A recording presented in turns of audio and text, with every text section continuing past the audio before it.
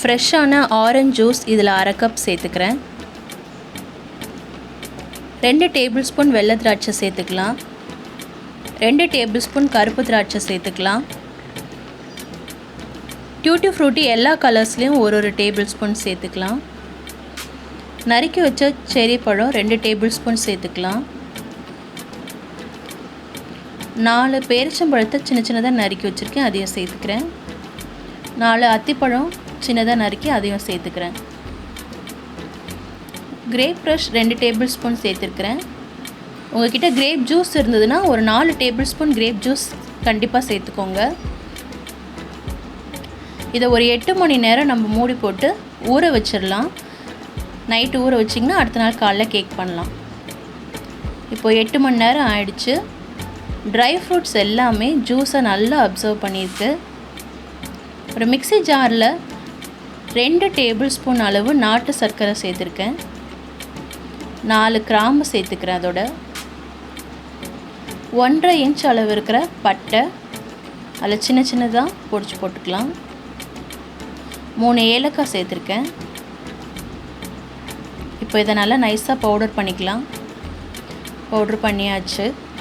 அகலமான பாத்திரத்தில் 1/4 கப் உருக்கின வெண்ணெய் சேர்த்துருக்கேன்.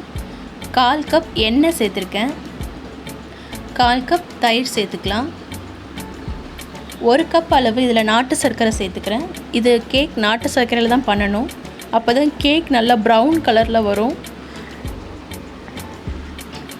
1 கப் அளவு மைதா இதில் சேர்த்துக்கலாம். 1/4 teaspoon baking soda, 1/2 teaspoon baking powder இது சேர்த்துக்கலாம்.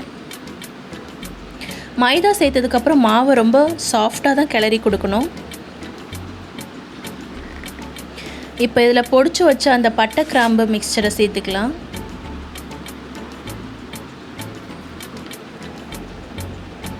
இதில் இப்போ நம்ம நல்லா ஊற வச்ச ட்ரை ஃப்ரூட்ஸை சேர்க்குறேன். வெறும் ஃப்ரூட்ஸை மட்டும் சேருங்க, ஜூஸை தனியாக எடுத்து வச்சுக்கோங்க. தேவைப்பட்டால் சேர்த்துக்கலாம். பேட்டர் ரொம்ப தண்ணி ஆகிடக்கூடாது, அதுக்காக தான். இதில் இப்போ நம்ம தேவையான நட்ஸை சேர்த்துக்கலாம். 1 டேபிள் ஸ்பூன் பிஸ்தா சேர்த்துருக்கேன். 1 டேபிள் ஸ்பூன் பாதாம், 1 table spoon walnut, 1 table spoon முந்திரி பருப்பு சேர்த்துருக்கேன். நட்ஸ் எல்லாமே ஆப்ஷனல் தான், நம்மக்கிட்ட என்ன இருக்கோ அதை மட்டுமே சேர்த்தா கூட போதும். இதில் கிரேப் எசன்ஸ் கொஞ்சம் சேர்த்துக்கிறேன். உங்கள்கிட்ட வெண்ணிலா இருந்தால் சேர்த்துக்கோங்க. 1/4 டீஸ்பூன் அளவு ஊற்றினா போதும். நல்லா மிக்ஸ் பண்ணிக்கலாம். இப்போது பேட்டர் தயாராகிடுச்சு. இந்த கன்சிஸ்டன்சியில் இருக்கணும், ரொம்ப தண்ணியாக இருக்கக்கூடாது. இப்போ கேக் பேன் எடுத்துக்கலாம். இல்லை பட்டர் ஷீட் போட்டுக்கலாம். பட்டர் ஷீட் கண்டிப்பாக போடுங்க, இல்லைனா கேக் ரொம்ப ஒட்டும்.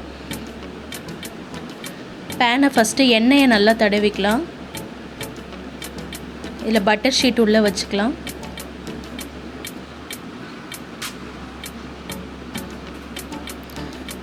பட்டர் ஷீட் பேனோட எல்லா கார்னர்லேயும் போட்டு வச்சுக்கலாம். இப்போ இதில் பேட்டரை ஊற்றிடலாம்.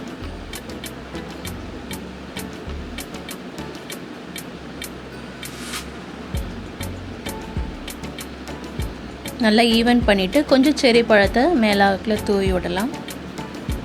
கொஞ்சம் முந்திரி பருப்பு. குக்கரை 1/2 கப் உப்பு போட்டு 10 நிமிஷத்துக்கு முன்னாடி ப்ரீஹீட் பண்ணி வச்சுருக்கேன். இதில் இப்போ நம்ம இந்த பேனை வச்சிடலாம். கண்டிப்பாக குக்கரை சூடு பண்ணியிருக்கணும். இப்போ நான் மூடி வச்சுக்கிறேன். விசில் போடாதீங்க, கேஸ்கட் வேணால் போட்டுக்கோங்க. 40 நிமிஷம் சிம்லே வேகணும். இப்போ நல்லா வெந்துடுச்சு, எடுத்துடலாம். கத்தி வச்சு குத்தி பார்த்திங்கன்னா ஒட்டாமல் வரும், அதுலேயே கேக் வெந்துடுச்சுன்னு தெரிஞ்சுக்கலாம். இது 1 மணி நேரம் ஆறட்டும். இப்போ இதை கேக் பேன்லேருந்து வெளியில் எடுத்துடலாம். சாஃப்டாக எடுங்க, இல்லைனா உடஞ்சிரும் கேக்கு. பட்டர் ஷீட்டை ஃபுல்லாக ரிமூவ் பண்ணிடலாம். கேக் நல்லா சாஃப்டாக வந்திருக்கு. இதில் சுகரை லேசாக டஸ்ட் பண்ணி விட்டுக்கலாம். உங்களுக்கு வேணுங்கபடி அலங்காரம் பண்ணிக்கலாம். ப்ளம் கேக் தயார்.